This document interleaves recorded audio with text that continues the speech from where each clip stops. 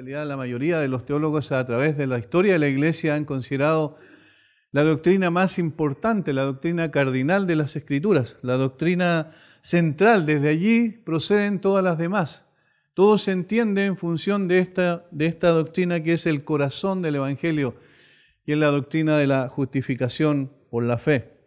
Vamos a leer del versículo 1 al 31, como leímos en la lectura devocional, pero vamos a hacer una introducción viendo el contexto y más que eso, viendo también la necesidad de esta doctrina para el ser humano particularmente.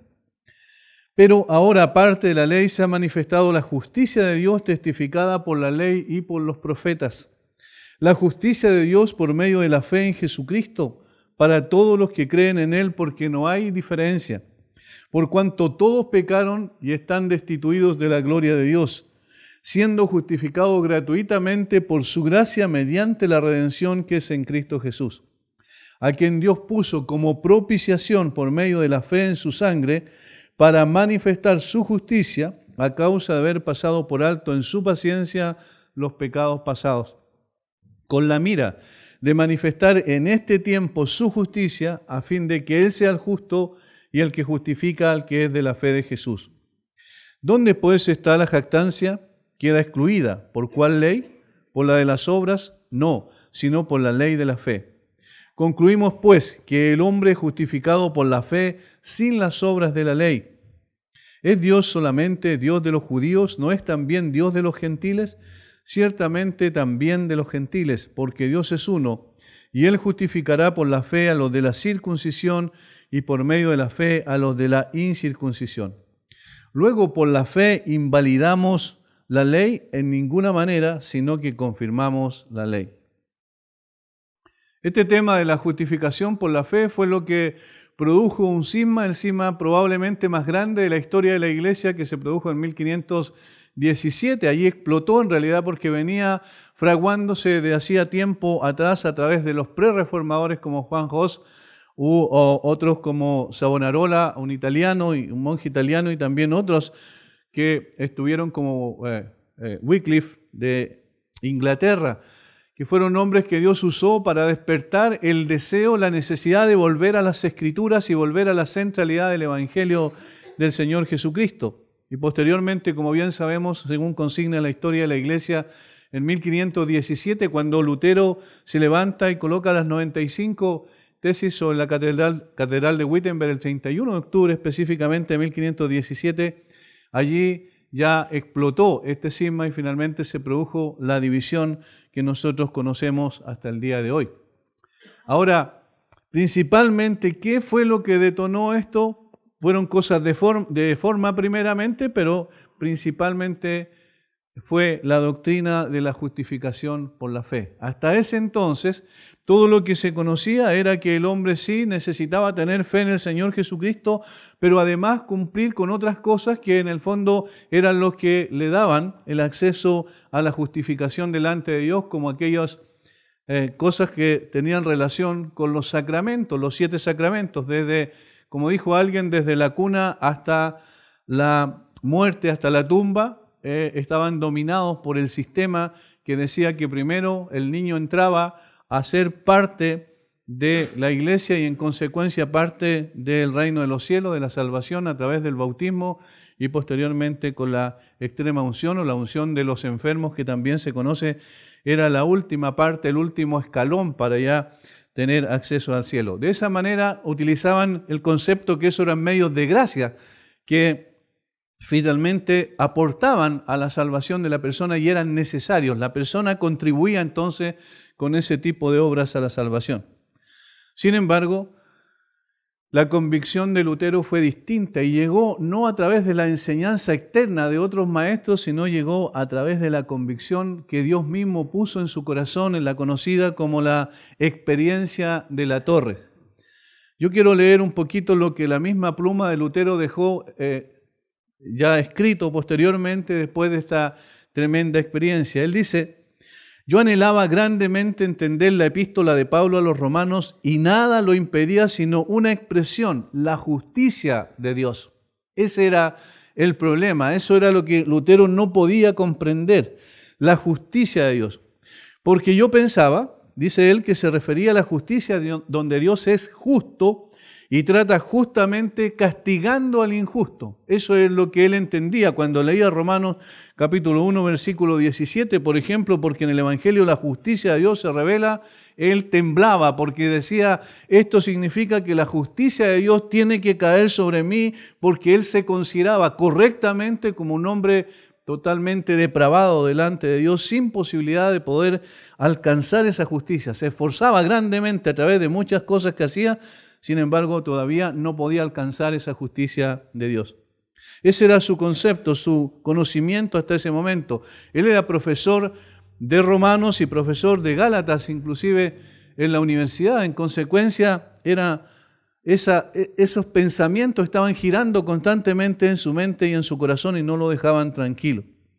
Dice, mi situación era que, aún siendo un monje impecable desde el punto de vista externo, por supuesto, yo estaba frente a Dios como un pecador atormentado de conciencia. Esa era la convicción que él tenía respecto a su condición delante de Dios. Sabiendo, dice, que mis méritos no lo aplacarían, es decir, todo lo que yo pudiese hacer, toda la obra, todo el esfuerzo, el sacrificio que yo pudiese hacer, no aplacarían bajo ninguna circunstancia a Dios. Como resultado, continúa diciendo, yo no amaba a un Dios justo y airado, más bien lo odiaba y murmuraba contra él. Sin embargo, me aferraba al querido Pablo y tenía un gran anhelo por saber de qué estaba hablando. Él reconocía su incapacidad de comprensión de lo que él estaba leyendo en la epístola a los Romanos. Noche y día yo reflexionaba, dice, hasta que vi la conexión entre la justicia de Dios y la declaración de que el justo por la fe vivirá. Allí está lo que hizo clic en un sentido en la mente, en los pensamientos de Lutero.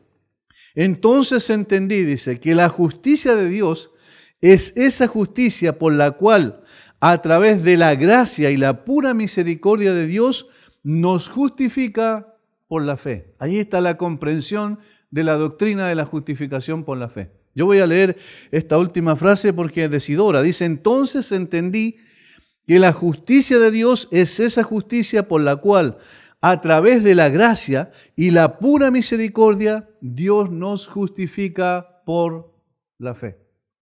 O sea, entendió que la justicia de Dios que aparecía ahí en Romanos y que Pablo presenta como tesis en el versículo 17 y que elabora después del capítulo 3, versículo 21 en adelante, era en realidad esa justicia que venía al hombre para justificarlo delante de Dios por la pura gracia y la misericordia de Dios y que él podía tomar a través de la fe.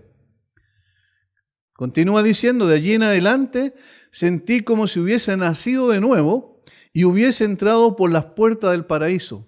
Toda la Escritura tomó un nuevo significado y donde antes la justicia de Dios me llenaba de odio, ahora llegó a ser para mí inexpresablemente dulce con gran amor. Este pasaje de Pablo fue para mí la puerta del cielo.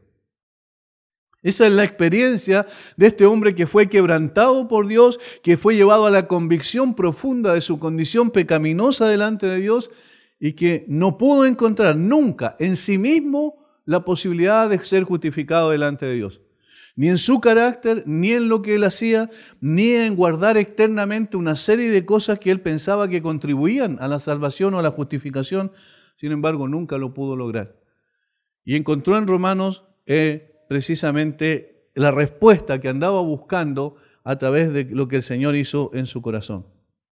Esto describe la experiencia de Lutero, el gran reformador, para referirse a su conversión, que pondría también las bases para defender lo que se llamaría posteriormente el principio material de la reforma, la justificación por la fe solamente.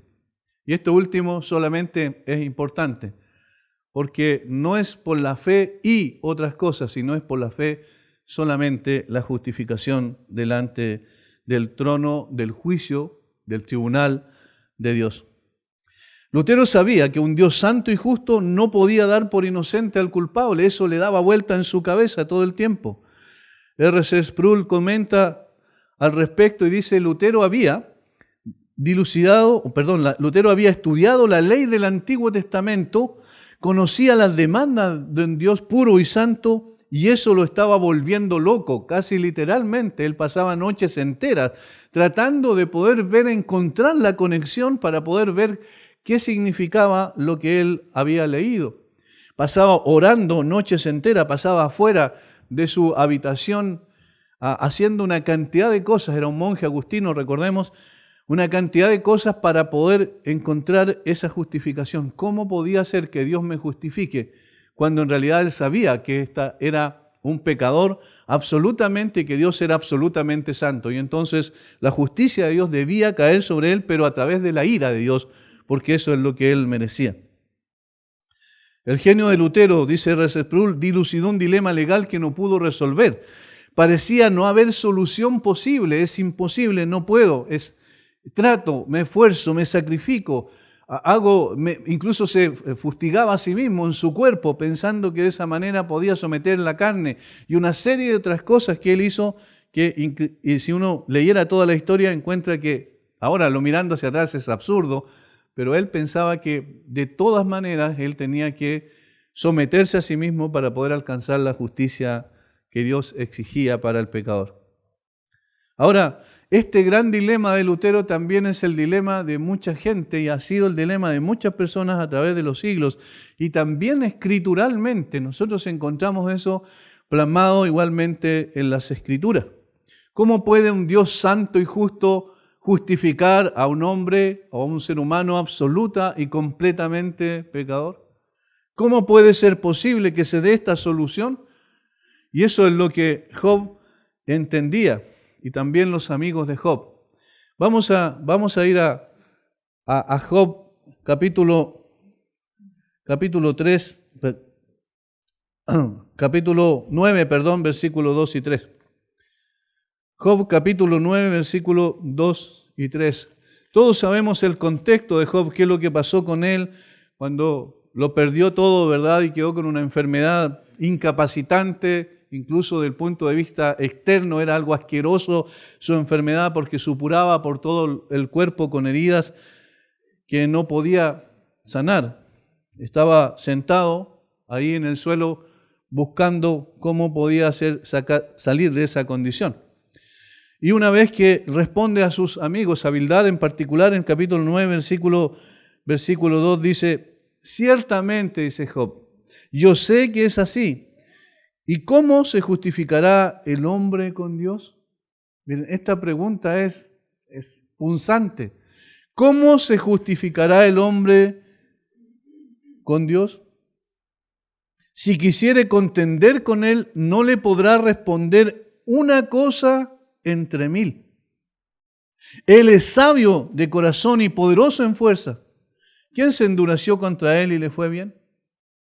¿Cómo puede ser posible que alguien sea justificado delante de Dios? Job dice, esa es una pregunta retórica porque esta es una literatura sapiencial o de sabiduría. Y Job está tratando de pensar, de hacer una reflexión interna, decir, ¿cómo se justificará el hombre con Dios? Es completamente imposible, eso es lo que está diciendo. Porque aquí está, y vamos a ver con otras citas también, el gran dilema de la justificación por la fe. Uno es el carácter de Dios y el otro es el carácter del hombre. Y hay un abismo entre ambos. Y entonces él dice, ¿cómo si Dios, yo no podría responder a una de 1000 preguntas que él me haga? ¿Cómo podría yo justificarme delante de Dios? Su sabiduría es extrema, su santidad es absoluta. ¿Cómo un hombre puede justificarse delante de Dios haciendo qué? ¿De qué manera? Esa pregunta es el mismo dilema que tenía Lutero. Ahora, más adelante en el mismo libro, uno de sus amigos, decimos amigos entre comillas, ¿cierto? Porque no aportaron mucho para que él pudiese sentirse mejor. Sin embargo, dijeron cosas que sí, son verdad, y quedaron plasmadas en las Escrituras. Elifaz, en el capítulo 15, versículos 14 al 16, Job capítulo 15, versículos 14 al 16, dice algo otra vez muy interesante y punzante. Hermanos, yo quiero que vean ustedes la penetración de las palabras, porque esto nos ayuda a poder ver nuestra propia realidad. Dice el versículo 14, ¿qué cosa es el hombre para que sea limpio? Y para que se justifique el nacido de mujer, ¿qué cosa es el hombre? Para que sea limpio y para que se justifique el nacido de mujer. Y aquí, en sus santos no confía, ni aun los cielos son limpios delante de sus ojos. Obviamente el versículo 15 se está refiriendo a Dios. En sus santos no confía. Hermanos, los ángeles que Él ha creado para su servicio permanente, los ángeles santos, ellos no son nada en comparación con la santidad de Dios, porque los ángeles tienen una santidad no propia, sino que reflejan la santidad de Dios. Vamos a decirlo de otra manera para que entendamos mejor. El único que tiene en nuestro sistema solar luz propia es el Sol. Y la luna lo que hace es reflejar la luz del sol, pero la luna no tiene luz propia.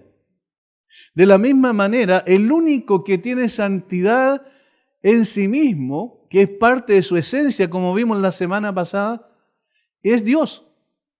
De tal forma que la creación de él, aún sus ángeles santos que no pecaron y que están todavía y le sirven permanentemente al Señor, ellos reflejan solamente la santidad de Dios, pero no tienen santidad inherente en sí mismos.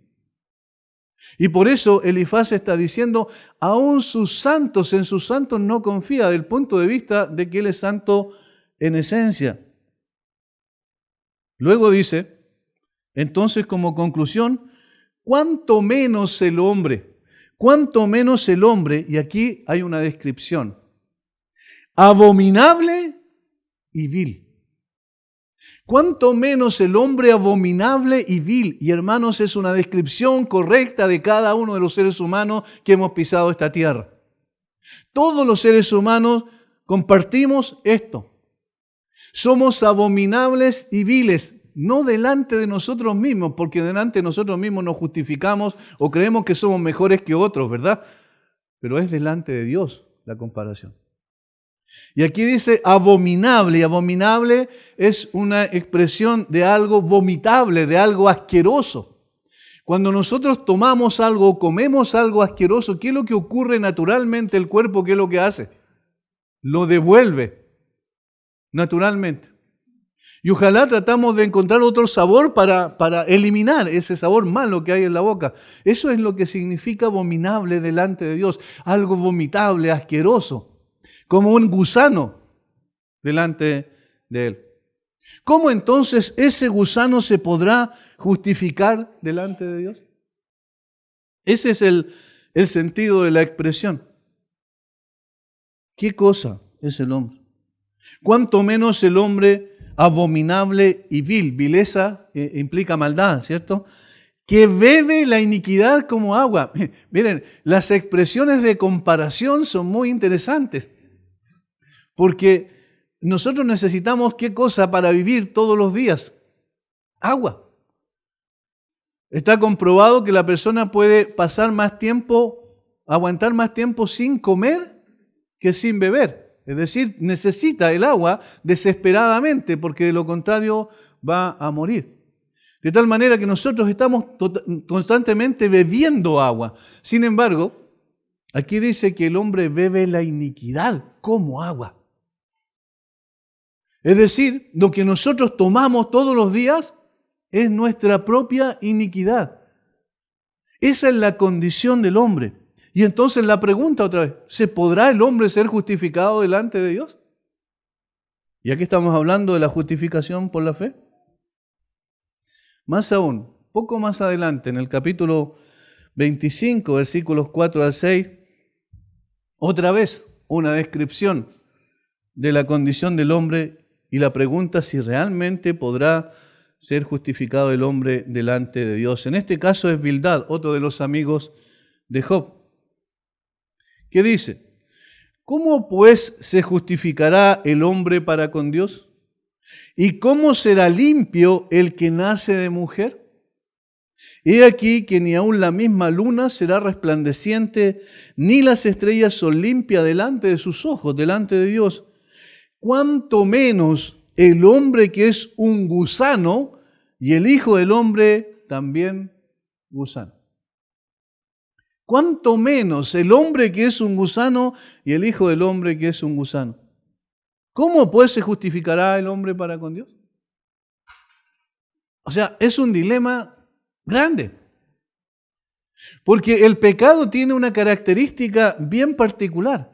El pecado tiene una connotación interna y otra externa. Y voy a explicar. La connotación interna es de que el hombre por naturaleza es pecador, de tal manera que todo lo que brota de su corazón, como dijo el Señor Jesucristo, del corazón vienen los malos pensamientos, los homicidios, todas aquellas cosas, ¿cierto?, de maldad proceden del corazón. Eso es una situación interna. Y eso nos lleva a ¿cómo puede el hombre cambiar su naturaleza?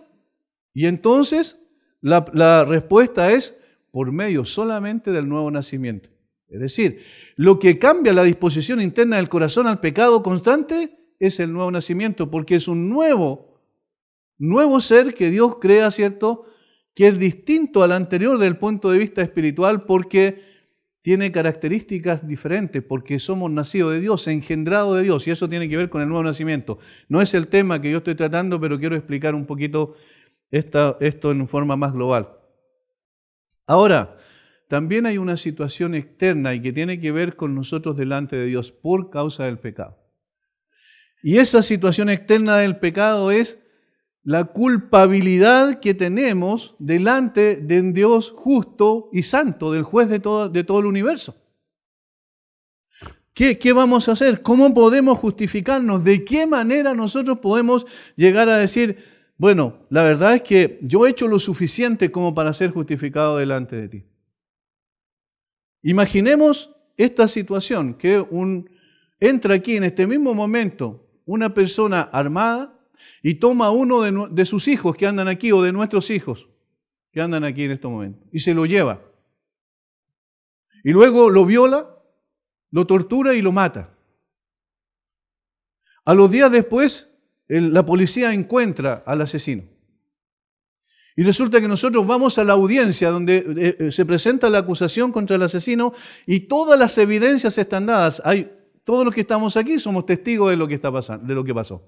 Podemos reconocer ciertas facciones del hombre porque entró a cara descubierta y podemos dar fe de que era él el asesino, el que secuestró y finalmente torturó y mató a este niño.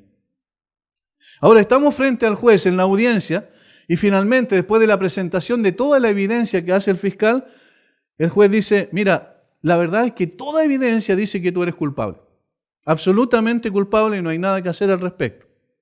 Que tú mereces ser condenado, pero ¿sabes qué? Yo soy un Dios misericordioso, yo soy un juez misericordioso y yo te voy a perdonar. Así que vete a tu casa, no hay problema. ¿Qué pensaríamos nosotros que estamos ahí en la audiencia? ¿Qué pasaría con los padres de ese bebé y con el resto que sabíamos lo que pasaba allí? ¿Qué ocurriría con nosotros? ¿Cuál sería nuestra expresión en ese momento? Un solo grito se escucharía: injusticia, ¿verdad? ¿Por qué? Porque el delito demanda una condena, demanda un castigo. Eso está en el ADN de cada uno de los seres humanos, creyentes o inconversos. Toda persona dice, no puede ser, este tiene que pagar. Ahora, nosotros nos presentamos delante del juez del universo, ante su trono, ante su tribunal. Y el juez dice, mira, tú no tienes ninguna posibilidad de escapar a esta condena. Pero ¿sabes qué? Yo además soy un Dios misericordioso, lleno de amor, lleno de gracia, y por eso, a pesar de que tú eres culpable, yo te voy a dejar ir tranquilo. No te preocupes, entra al cielo. ¿Qué pensaríamos de Dios? Que es completamente injusto. Y tendríamos razón, es completamente injusto. Por eso, Dios no puede dejar de ejecutar su justicia. Tiene que declarar culpable al culpable. Recuerden que dice la Biblia que no da por inocente al culpable, porque si diera por inocente al culpable, entonces Dios no sería justo. Y si no es justo, no sería el Dios que nosotros conocemos, el Dios perfecto de las Escrituras. Aquí está el punto entonces. Nos vamos acercando al concepto. ¿Cómo entonces el hombre puede ser declarado justo delante del tribunal de un Dios santo y justo un hombre pecador y vil, abominable, como el que describe las Escrituras? Si el hombre es completamente depravado, ¿con qué va a presentarse delante de ese juez? Ante estas realidades, entonces, está la imperiosa necesidad del hombre de ser justificado delante de Dios. Pero él no se puede justificar. Su pariente más cercano, ni por más que lo ame, no puede justificarlo. Nadie puede justificar al hombre. Por tanto, la pregunta se hace más pertinente. ¿Cómo puede un Dios santo declarar justo al hombre culpable sin por ello dejar de ser santo y justo? Esto nos lleva a la importancia de plantear entonces qué es lo que Dios hace. Y eso es lo que Pablo explica al versículo 21 al 31, específicamente del 21 al 26. ¿Qué es lo que hace posible entonces que este hombre pueda ser declarado y que podamos llegar al capítulo 8, versículo 1 y decir, ninguna condenación hay? ¿Cómo no va a haber condenación? ¿Cómo? ¿Cómo puede ser posible? Y este es el meollo del Evangelio. Esto es tan importante que si no entendemos la doctrina de la justificación por la fe, no entendemos el Evangelio. ¿Qué es la justificación entonces? Y aquí hay una definición. Yo sé, no es una definición técnica, tan teológica como para la academia, ¿cierto? Para el concepto académico del término, sin embargo, es una definición que nos ayuda a poder ver 4 elementos distintivos allí en el concepto. Desde el punto de vista bíblico estamos hablando. La justificación es el acto judicial de Dios por el cual declara justos a pecadores malvados sobre la base de su propia justicia y movido por su pura gracia. Lo voy a repetir si alguien lo quiere anotar. La justificación es el acto judicial de Dios por el cual declara justos a pecadores malvados sobre la base de su propia justicia y movido por su pura gracia.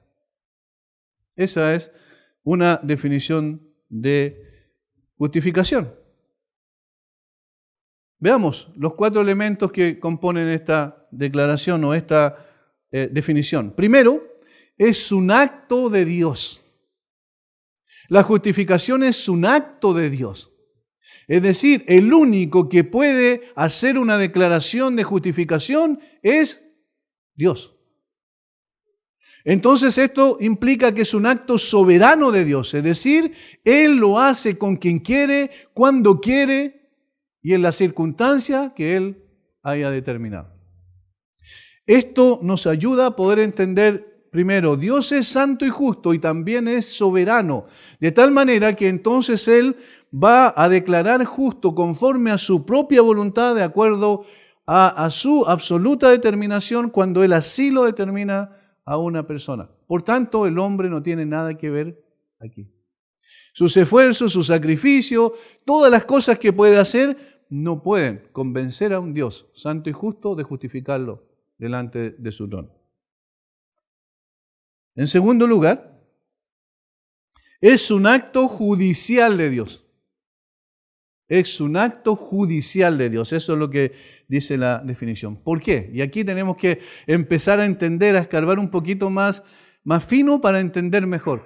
¿Por qué es un acto judicial de Dios? Porque se trata de un tribunal. Se trata de que por la culpabilidad el hombre necesita o merece ser presentado delante del tribunal del juez del universo. Y el juez del universo tiene que hacer una declaración sobre su situación.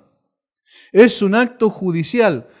¿Qué significa esto? Que cuando Dios declara a un hombre justificado delante de Él, no es que ese hombre sea justo o por ese acto lo declare justo desde el punto de vista de su interior, de su ser. El hombre no llega a ser justo por esa declaración. Voy a explicarlo de mejor manera. Cuando Dios declara a una persona justa, lo hace judicialmente, legalmente, de tal manera que esa persona ya no va a recibir la condenación que merece. Pero, y esto es importante, no lo transforma en una persona justa. Nosotros no llegamos a ser justos porque Dios nos declaró justos, sino que nos justifica judicialmente, legalmente, de tal forma que la condenación que merecíamos ya no viene sobre nosotros. Pero nosotros debemos, a empezar a vivir, y eso es la otra parte, que es la santificación, a vivir de tal manera de la posición que tenemos delante de Dios. ¿Ya?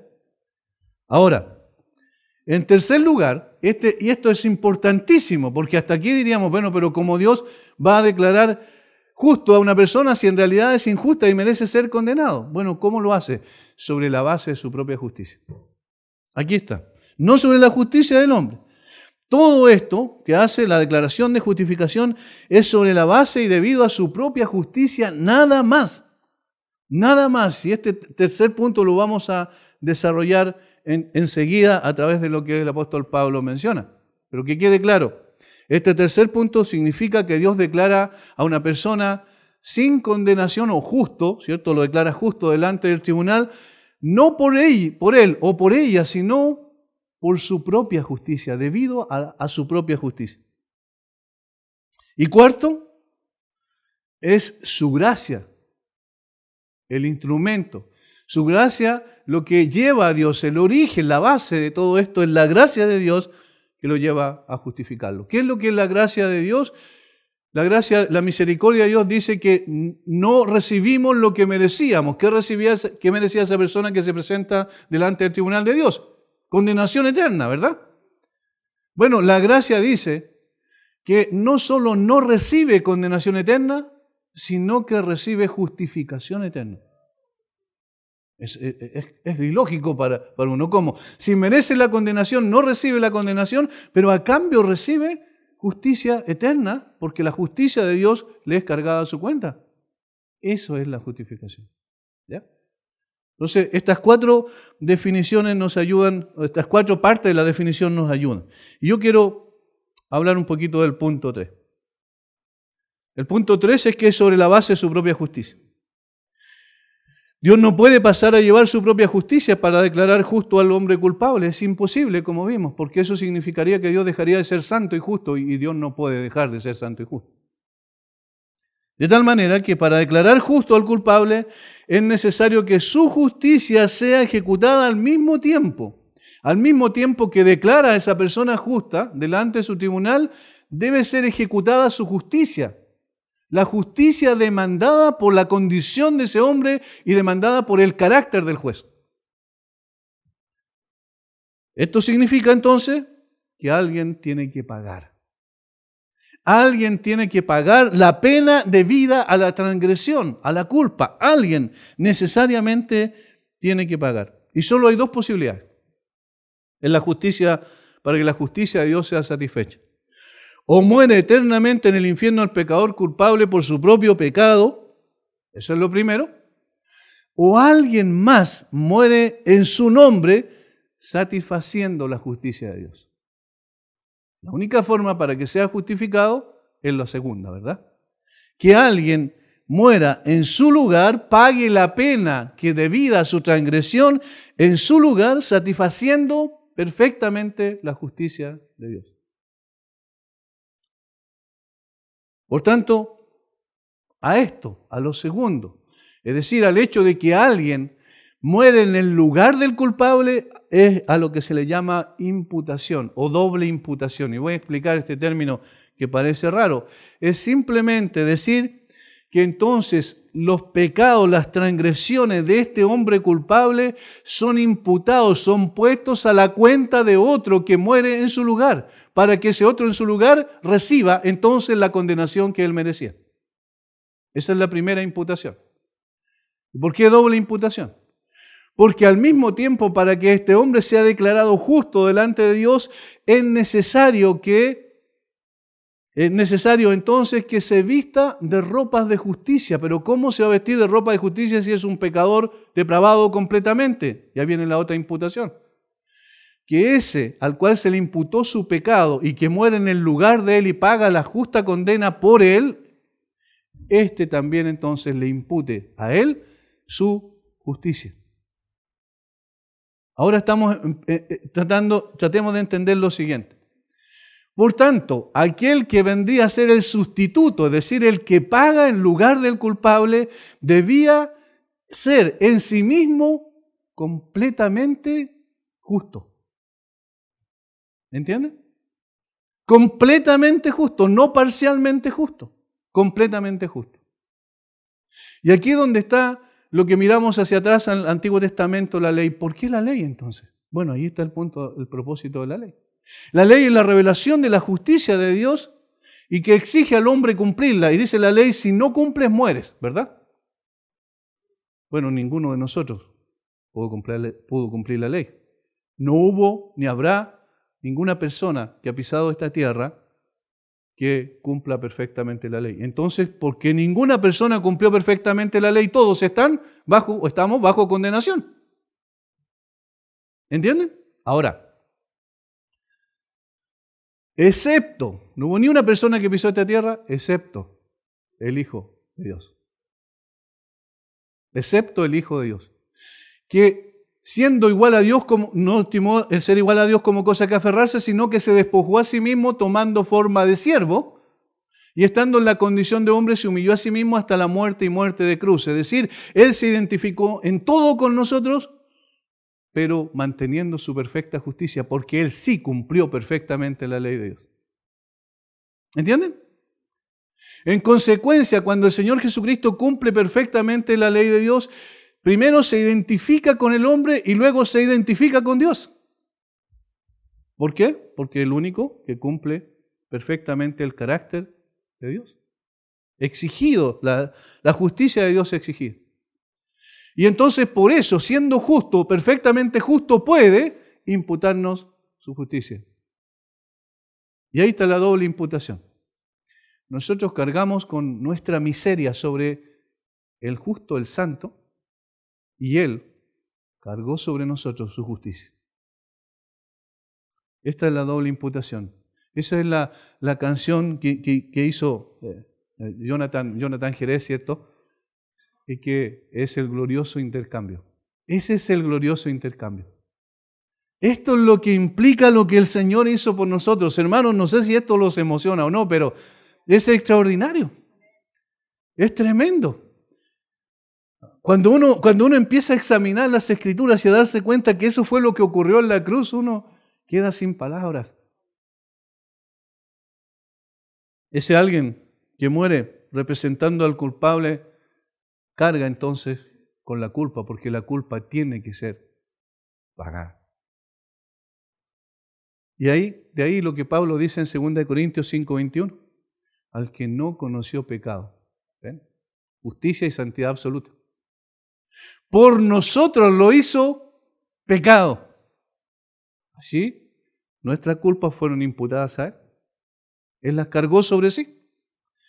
Para que con su justicia nosotros fuéramos justificados. Otra vez, ahí está la otra imputación, la de la justicia a nosotros. Solo de esta manera Dios es libre para declarar justo al culpable por causa del justo que murió en su lugar. Esto es lo que significa.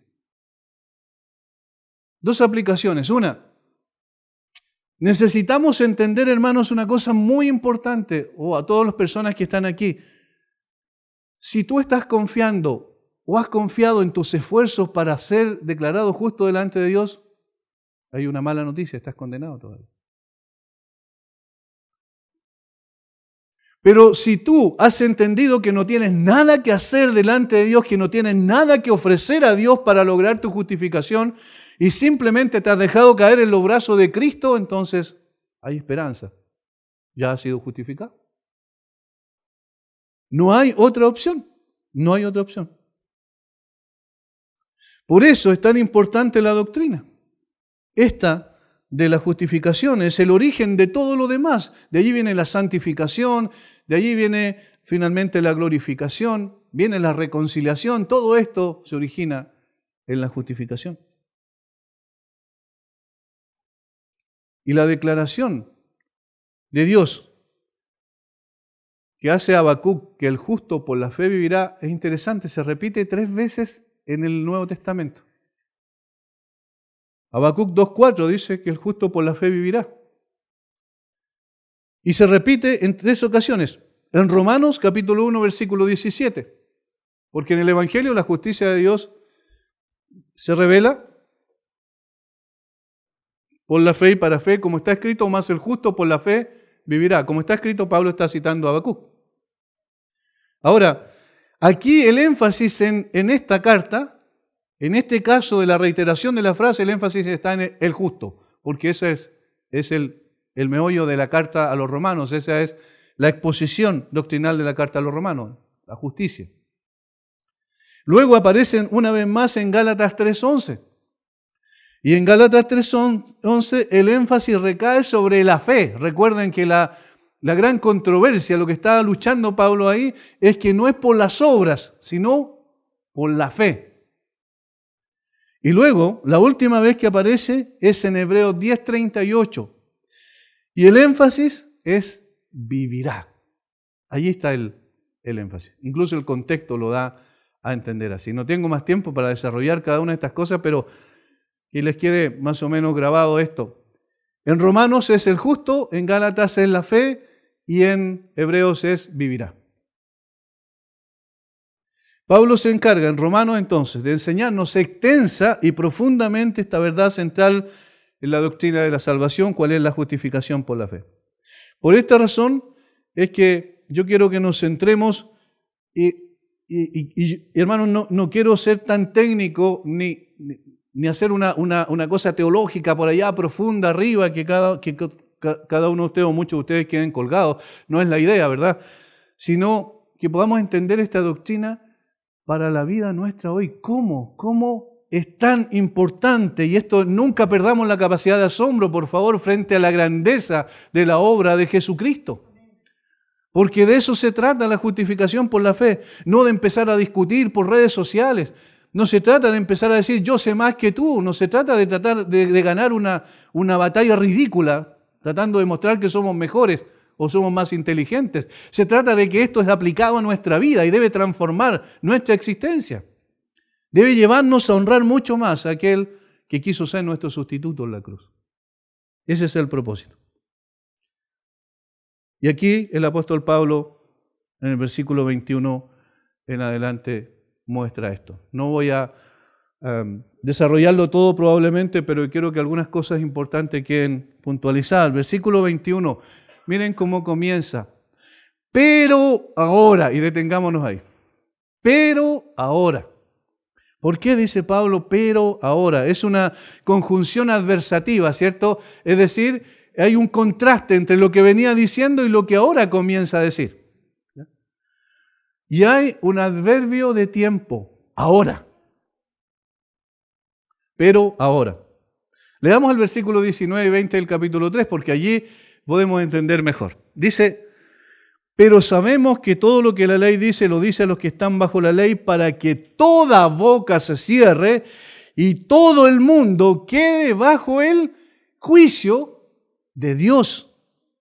Ya que por las obras de la ley ningún ser humano será justificado delante de él, porque por medio de la ley es el conocimiento del pecado. Miren, Pablo aquí está concluyendo un párrafo extenso que viene del capítulo 1, versículo 18, al capítulo 3, versículo 18. ¿Y qué es lo que está diciendo en ese capítulo? Pablo está diciendo, miren, hay un grave problema. Hay un problema insoluble, hay un problema que nosotros no podemos solucionar. No tenemos ninguna posibilidad. Y el problema es la condición depravada del hombre. Pero ahora, ¿entienden ahora el contraste? Martin Lloyd-Jones dice que estas dos palabras es de las más importantes que hay en la Escritura del Nuevo Testamento. Pero ahora. Capítulo 1, versículo 17. Yo quiero que entendamos cómo Pablo está escribiendo, desarrollando su tema. Capítulo 1, versículo 16 y 17 vamos a ver, pero el 17 es la clave. porque no me avergüenzo del Evangelio, porque es poder de Dios para salvación a todo aquel que cree, al judío primeramente y también al griego, porque en el Evangelio la justicia de Dios se revela por fe y para fe, como está escrito, mas el justo por la fe vivirá. En este texto, en el versículo 17, Pablo plantea la tesis de su carta. A ver, si me explico mejor, ¿qué es lo que es una tesis? Es una proposición de una verdad. Los que han estudiado en la universidad saben que le exigen, ¿cierto?, una tesis.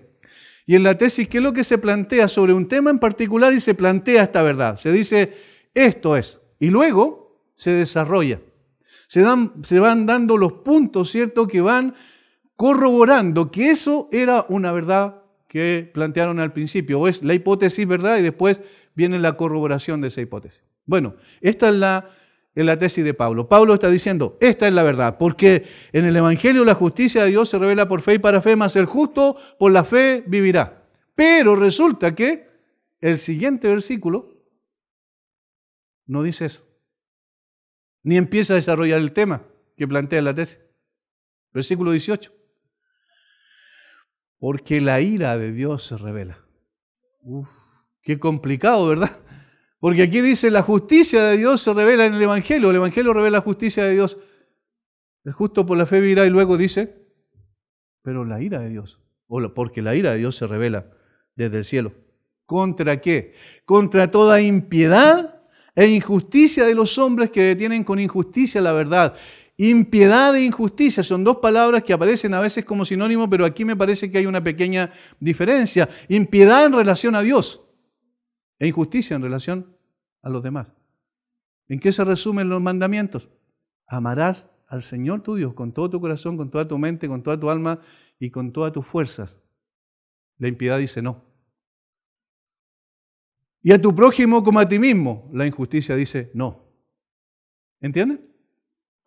¿Qué está diciendo entonces aquí Pablo? ¿Y con qué empieza a desarrollar luego después? En una forma más evidente, la culpabilidad absoluta del hombre. ¿Por qué es necesario esto? Porque entonces, ¿para qué se necesita la justificación?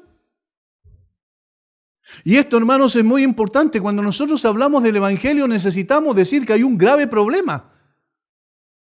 Lamentablemente, durante mucho tiempo se evangelizó diciendo, Dios te ama y tiene un lugar preparado para ti espectacular, extraordinario, con calles de oro en el cielo. ¿Tú quieres ir allí? Por supuesto. Y entonces, lo que ocurre es que la persona lo que hace es simplemente decir, bueno, entonces tienes que aceptar a Jesús y vas al cielo. Ese era el evangelismo durante tanto tiempo. Pero ¿cómo? Si el hombre tiene un problema gravísimo en contra de Dios. Y entonces Pablo dice, este es el problema. Y dice, los gentiles, es decir, los no judíos, están completamente condenados. La ira de Dios se revela contra ellos. ¿Por qué? Porque ellos son impíos y manifiestan esa impiedad a través de sus relaciones interpersonales, son injustos. Luego, en el capítulo 2 y 3, Pablo va a tomar la verdad de que efectivamente no solo los gentiles, aquellos que no tienen ningún conocimiento de Dios ni quieren a Dios por ningún lado, sino que se crean sus propios dioses, cambian la verdad por la mentira y se entregan a la depravación total desde el punto de vista moral, sino también, dice Pablo, los religiosos. Y aquí está apuntando a los judíos. Y el capítulo 2 habla de los moralistas, de aquellos que dicen, no, nosotros no hacemos eso, como los fariseos, ¿se recuerdan?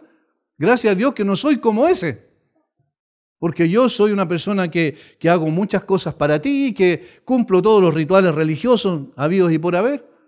Y luego en el capítulo 2, versículo 17 en adelante, ¿qué es lo que ocurre? Allí Pablo dice, tú que eres judío, dice que guardas la ley, ¿estás seguro? Y los deja en evidencia. Y finalmente concluye, versículo 9. ¿Qué pues? ¿Somos nosotros mejores que ellos? En ninguna manera, pues ya hemos acusado a judíos y a gentiles que todos están bajo pecado. Esa palabra acusado es una palabra de origen judicial y se puede traducir imputado. Ya hemos imputado a judíos y a gentiles, todos sin excepción, que todos están bajo pecado. Y entonces termina diciendo que todos están bajo el juicio de Dios, versículo 19. ¿Entienden? ¿Entienden la relación que hay? Y entonces este paréntesis era imprescindible que Pablo lo explicara. Pero ahora, no son palabras de alegría, de esperanza. No hay nada que hacer, hasta el versículo 20 no hay nada que hacer, todos estábamos condenados. Y luego dice, pero ahora. Hermanos, esto es tremendo, estas palabras son alentadoras, pero ahora hay una esperanza, ese es el sentido. Y miren cómo el versículo 21 casi repite el versículo 17. Pero ahora, aparte de la ley, se ha manifestado la justicia de Dios. En el Evangelio se revela la justicia de Dios. Pero ahora, aparte de la ley, se ha manifestado la justicia de Dios testificado por la ley y por los profetas. Es decir, lo que está diciendo Pablo entonces aquí es que en realidad lo que está ocurriendo en ese momento, Pablo está diciendo, ahora hay esperanza para ese hombre que no tiene ninguna esperanza, que dejamos mal en los textos anteriores. Ahora hay una esperanza porque Dios ha manifestado su justicia. Pero, y esto es lo extraordinario, lo que finalmente entendió Lutero, no para condenar al hombre, porque el hombre ya está condenado, sino para justificar al hombre delante de Dios. Y dice, aparte de la ley, porque la ley decía, si haces esto vives, si no haces esto mueres. Pero ahora, aparte de la ley, dice, se ha manifestado la justicia de Dios, testificada por la ley y por los profetas. ¿Por qué? Porque es tener un plan B de Dios. Este siempre fue el plan A. El Evangelio fue siempre el plan A. Y entonces, ¿dónde lo tenemos? En todo el resto de la Biblia, de Génesis 3:15 en adelante, viene esto. Desde que el hombre pecó en el huerto de Edén, allí se prometió en Génesis 3:15 un Salvador que aplastaría la cabeza de la serpiente. Después vamos a capítulo 12, versículos 1 al 3 de Génesis, donde dice que Dios escogió a un hombre para eso, Abraham. Y le dijo tres cosas importantes, tres promesas, pero una esencialmente es la que a nosotros nos interesa desde el punto de vista teológico. En ti serán benditas todas las familias de la tierra. En tu simiente, Abraham, serán benditas todas las familias de la tierra.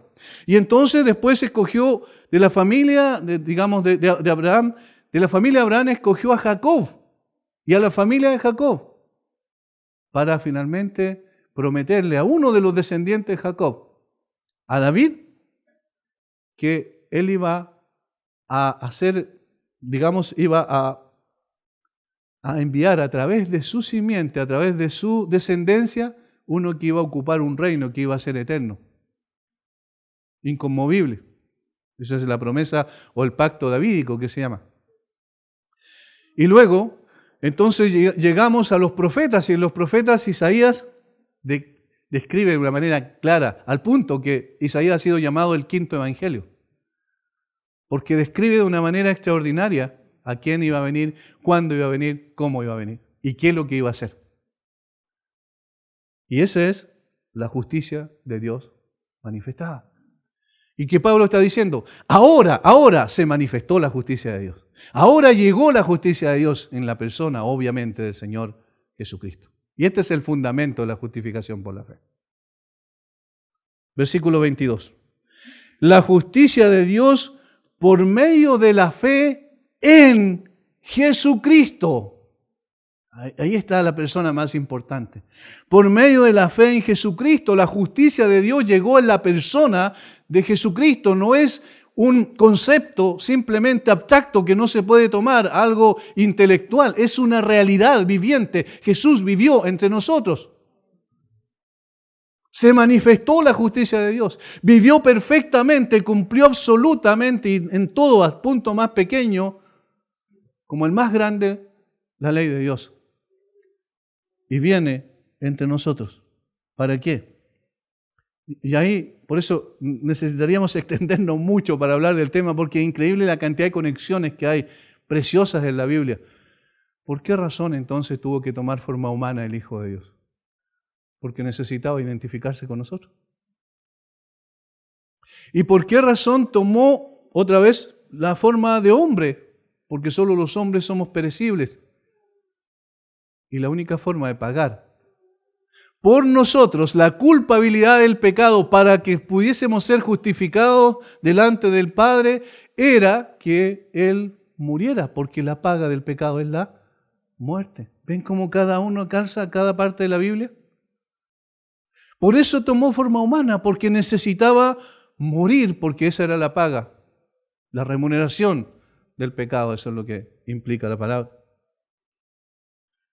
Por tanto, lo que tenemos aquí es que el Señor Jesucristo es el fundamento. Si nosotros le seguimos leyendo al versículo 24, siendo justificado gratuitamente por su gracia mediante la redención que es en Cristo Jesús, a quien Dios puso como propiciación por medio de la fe en su sangre. ¿Ven cuál es el énfasis?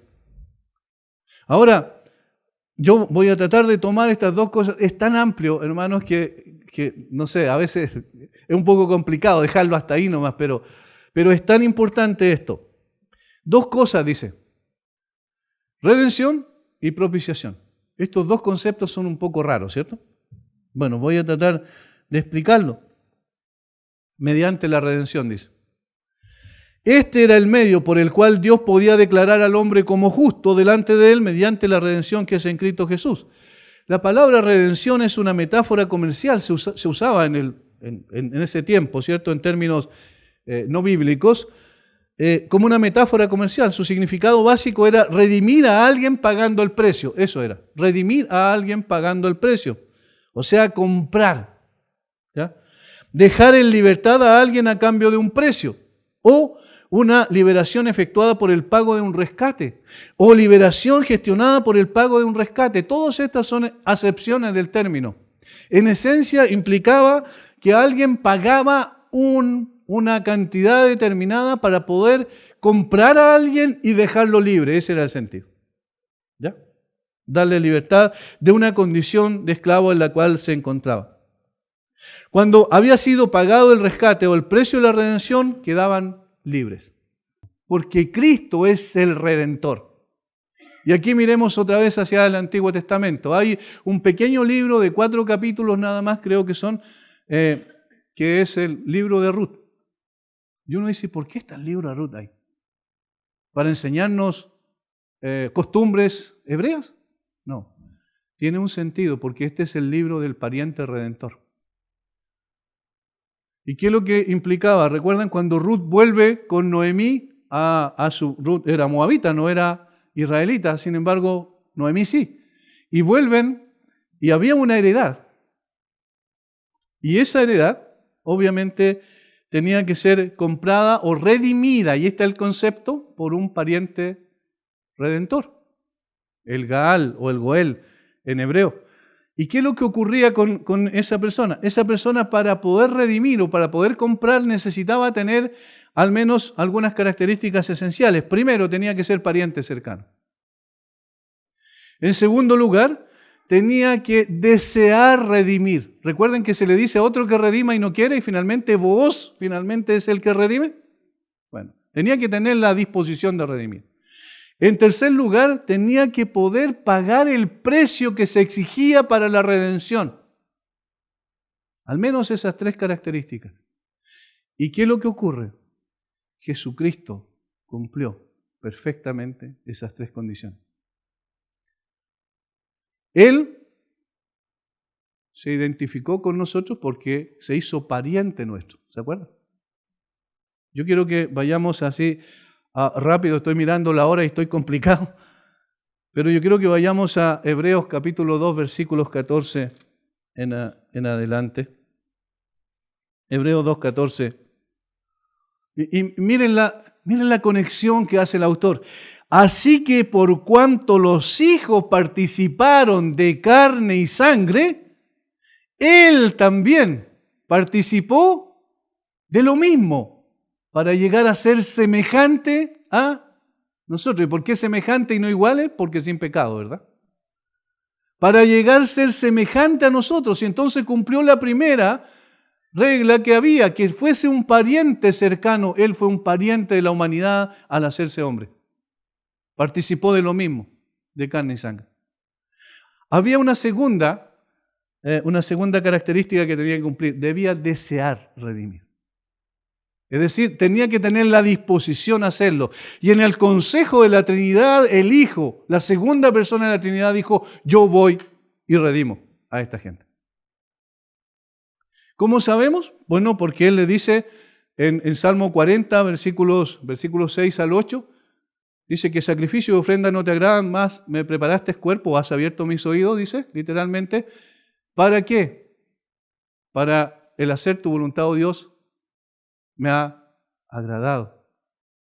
Voy pues. Es decir, había una disposición de parte del Señor y aún en la entrega en la cruz, ¿qué es lo que Él dice? Nadie me quita la vida, yo la pongo por mí mismo. Él tenía el deseo de redimirnos, hermanos. Eso es extraordinario.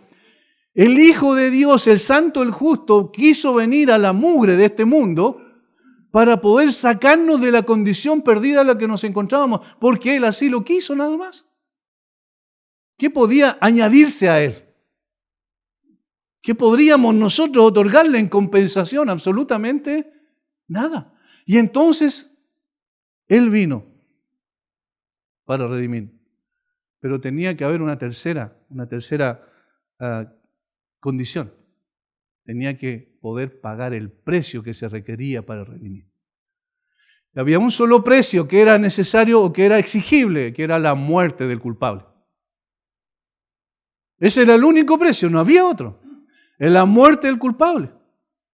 Y allí otra vez donde está la doble transacción. Y entonces por eso el Señor se identificó con nosotros y murió como sustituto en nuestro lugar. Y hermanos, miren lo que pasó. En Génesis miramos atrás el capítulo 22, cuando definitivamente Dios le da el hijo a Abraham y Abraham está feliz. Y luego le dice Dios algo impactante. Le dice, toma a tu hijo, tu único, a quien amas. Miren los términos que utiliza la Biblia ahí para poder poner énfasis en el hecho de que era el único hijo de Abraham que había esperado durante 25 años. Desde cuando tenía 75 años, a los 100 años llegó a tener el hijo. Entonces, le dice, tómalo y llévalo a un monte que yo te mostraré. Y luego lo hizo, colocó la leña, levantó el cuchillo para degollar a su hijo en ese momento. Y entonces cuando Abraham estaba a punto de dejar caer su cuchillo sobre su hijo, Dios le dice, no lo hagas. Mira al lado tuyo y encontró un carnero trabado en una zarza por sus cuernos, ¿recuerdan? Y le dijo que sacrificara ese carnero, y aquí está, el lugar de tu hijo. El lugar de tu hijo. Es decir, Dios detuvo la mano de Abraham en ese momento para que no sacrificara a su único hijo a quien amaba. Pero 2000 años después, aproximadamente, 2000 años después, otra vez en un monte, Dios no detuvo su mano para clavar su cuchillo en su propio hijo. Ese es el precio de la redención. Dios no detuvo ni contuvo su ira. Jesucristo bebió el vaso de la ira de Dios hasta el fondo. No dejó ni una gota para que nosotros, culpables, absolutamente culpables, merecedores del infierno, pudiésemos tener redención, salvación y vida eterna. Hermanos, es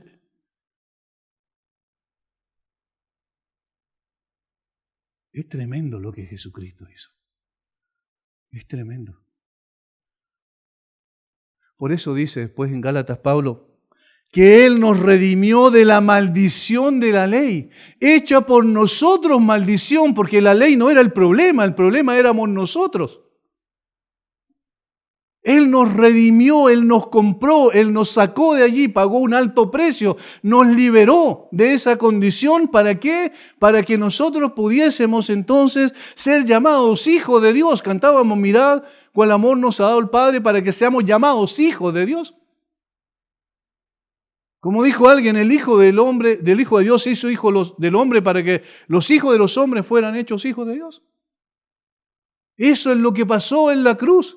No estamos hablando de un evento histórico nada más, estamos hablando de la implicancia de una persona perfecta, gloriosa, que cargó la maldición que nosotros debíamos cargar.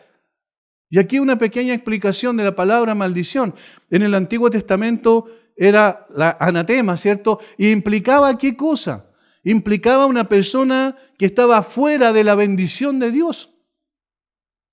Una persona que quedaba aislado de la bendición de Dios. ¿Qué es lo que significa la muerte espiritual? Ser separado de Dios para siempre. Ese es el sentido real de la muerte espiritual. Más allá si el infierno hay llama o no hay llama, que a veces la gente se preocupa de eso, lo más terrible es ser separado de Dios para siempre. Y esa es la muerte espiritual. ¿Y por qué Él nos redimió de la maldición de la ley? Porque maldito es todo aquel que es colgado en un madero. Y miren lo que pasó con Jesucristo. Fue colgado en un madero. Y en los últimos 3 horas de ese momento terrible, cuando estuvo allí en la cruz, lo que ocurrió, más allá de lo que podía percibir el hombre, fue tremendo. ¿Qué ocurrió? El Padre abandonó al Hijo. No son mis palabras, es lo que dice la Escritura. Dios mío, ¿por qué me has desamparado? ¿Por qué? Porque esa era la muerte espiritual, eso es lo que nosotros teníamos que tener. Pero los desamparados no fuimos nosotros, sino su propio Hijo, porque Él ocupó nuestro lugar. ¿Entienden? Hermanos, si después de saber estas cosas no podemos quedarnos así como nada.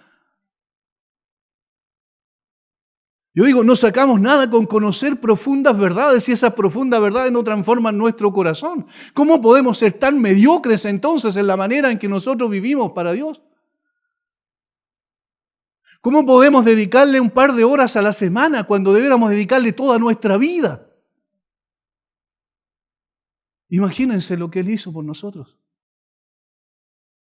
Es una obra tan grande, tan profunda, que nunca podrían nuestros labios torpes y nuestro entendimiento limitado llegar a expresar correctamente. Pero es lo que Él hizo por nosotros. De eso se trata el cristianismo, de la obra del Señor Jesucristo. Fuimos rescatados, dice Pedro, no con plata y oro, sino con la sangre preciosa de Cristo. Ese es el precio de nuestro rescate, como de un cordero sin mancha y sin contaminación. Y entonces, por esa razón, la culpa ya fue pagada. Y si la culpa fue pagada, ninguna condenación hay para los que están en Cristo Jesús. ¿Entienden la justificación? Ahora somos libres, pero no libres para satisfacer nuestros deseos, sino libres para honrar a aquel que dio su vida por nosotros. Libres para hacer la voluntad de Él, libres para morir a nuestros propios deseos egoístas. Orgulloso, nuestro corazón debe ser aplastado por esto, por las verdades gloriosas de que Jesucristo murió por nosotros en la cruz. No tengo tiempo de desarrollar el otro concepto de la justificación, de la propiciación. Pero, hermanos, que esto quede en nuestros corazones. Esta es la redención. La culpa fue pagada. Y no está siendo pagada, fue pagada una vez y para siempre. Sus efectos son eternos. La justificación es un acto de Dios por el cual declara justo al culpable sobre la base de su propia justicia, por pura misericordia, siendo justificados gratuitamente por su gracia, dice, mediante la redención que es en Cristo Jesús. Padre, te damos gracias. Levantamos nuestro corazón al cielo para honrar a aquel que quiso nuestras almas redimir, aquel que se entregó a sí mismo en nuestro lugar como nuestro sustituto,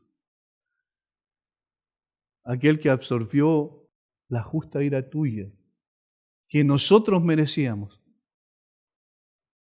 aquel que es nuestro Salvador glorioso, eterno, a quien honramos en esta hora.